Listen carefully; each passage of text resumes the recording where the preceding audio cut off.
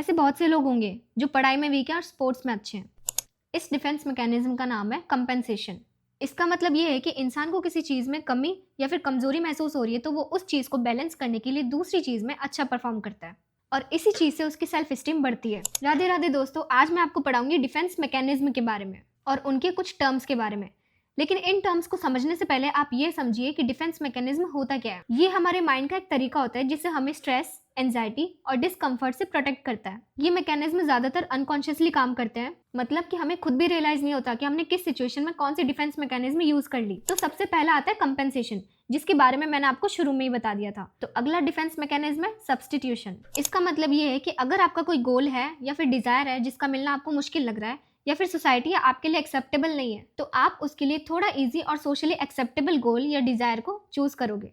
जैसे कि अगर कोई नीट एस्पिरेंट है लेकिन वो इतना अफोर्ड नहीं कर पाता कि वो MBBS की पढ़ाई करे, तो वो BSc नर्सिंग चूज करेगा। और या फिर आप ऐसा एग्जांपल ले लो कि कोई आदमी है, उसे एक लग्जरी कार चाहिए पर वो उसको अफोर्ड नहीं कर पाता, तो वो अपनी ही कार पर प्राइड करता है, उस पर घमंड करता है कि मेरी जो ये कार है वो बेस्ट है। इससे उस इंसान की स्ट्रेस और एंजाइटी कम हो जाती है। उससे आपको लगता है कि चलो ये चीज तो मैं आसानी से पा सकता हूँ या फिर पा सकती हूँ और ये मेरे लिए सुटेबल है। तीसरा डिफेंस मैकेनिज्म है सब्लिमेशन। इसका मतलब ये है कि अगर आपके अंदर कोई इंपल्स है जो डायरेक्ट एक्सेप्टेबल नहीं है, तो फिर आप उस चीज को क्रिएटिव या फिर सोशली एक्सेप्टेबल काम में लगा देते हैं। मतलब जो भी अनएक्सेप्टेबल काम है वो कंस्ट्रक्टिव एक्टिविटी में लगा देते हो ताकि वो एनर्जी पॉजिटिव तरीके से यूज हो सके। अब जैसे कि कोई बॉक्सर है, मान लो कि वो एक गली मोहल्ले का गुंडा है, अब वो ऐसे ही तो वायलेंस करेगा तो लोगों को पसंद नहीं आएगा, तो वो बॉक्सिंग में घुस जाता है, उससे उसका गुस्सा भी निकल जाता है और लोगों को भी एक्सेप्टेबल है। चौथा डिफेंस मैकेनिज्म है डिनायल।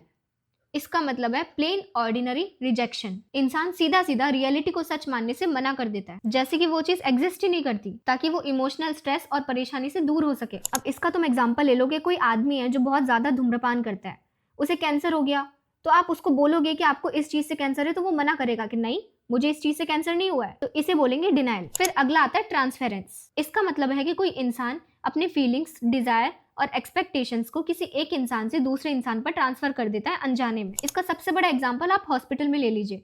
कोई पेशेंट है, अगर उसका कोई ध्यान नर्स रख रही है तो वो उससे कनेक्टेड फील हो जाता है, जैसे कि उसकी माँ ध्यान रखती है, उसकी बहन ध्यान रखती है, उसकी दादी ध्यान रखती है, वो कुछ भी कनेक्शन बना सकता है। इसी का उल्टा होता है काउंटर ट्रांसफेरेंस। किसी डॉक्टर या नर्स का अगर कोई रिलेटिव कोई उस बीमारी से गया है और सेम बीमारी का पेशेंट उसे मिल जाए, तो वो उससे कनेक्ट फील करता है। अगला डिफेंस मैकेनिज्म है रैशनलाइजेशन।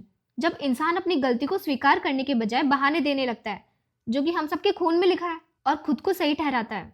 इसका सबसे बड़ा एग्जाम्पल ये है कि अगर आपने एग्जाम में तैयारी नहीं की, तो आप किसकी गलती मानेंगे, खुद की या टीचर की? आप तो यही बोलेंगे ना कि टीचर ने सही से नहीं पढ़ाया इसलिए हमारे नंबर कम आए। अगला डिफेंस मैकेनिज्म है रिप्रेशन। इंसान अपने दर्दनाक, अनवांटेड और डिस्टर्बिंग थॉट्स को अनकॉन्शियसली माइंड से हटा देता है। ये सब ऑटोमेटिक होता है, मतलब उसे खुद को भी नहीं पता होता कि वो किसी चीज को दबा रहा है। कई बार ऐसा होता है ना कि आपकी किसी दोस्त से दोस्ती टूट गई हो, जो कि बहुत पहले टूटी है, लेकिन आप भूल जाते हो कि आपने उससे बात करनी बंद करी है, क्यों बंद करी है।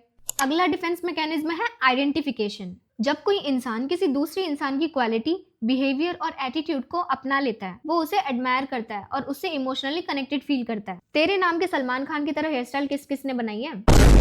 फिर आता है डिस्प्लेसमेंट। जब इंसान को अपनी फीलिंग्स या फिर गुस्सा एक्सप्रेस करना है, तो वो डेंजरस इंसान पर एक्सप्रेस करने के बजाय किसी सेफर या फिर कम डेंजरस इंसान पर निकाल देता है, जैसे कि आपके पापा करते हैं। अगर उन पे उनकी बॉस गुस्सा कर रहे हैं तो वो घर पे आके मम्मी पे चिढ़ेंगे और फिर मम्मी आके हम पे चिढ़ेंगे, होता है ना ऐसा। फिर आता है सप्रेशन। इसमें हम कॉन्शियसली अपने दर्दनाक या फिर इमोशनल चीजों को दूर करते हैं ताकि हमें तकलीफें कम हो। अब आजकल की जेंजी लोगों का ब्रेकअप हो जाता है तो फिर वो भूलने की कोशिश करते हैं ना कि। फिर आता है विड्रॉल। जब आप कोई मुश्किल या फिर स्ट्रेस देने वाली सिचुएशन से दूर भाग रहे हो, यार आज तो एग्जाम है, कौन ही जाएगा, छुट्टी कर लेता हूँ, मम्मी से बोलूंगा पेट दर्द है। पेपर से बचते हो ना कई बार ऐसे, अरे मैं खुद करती थी।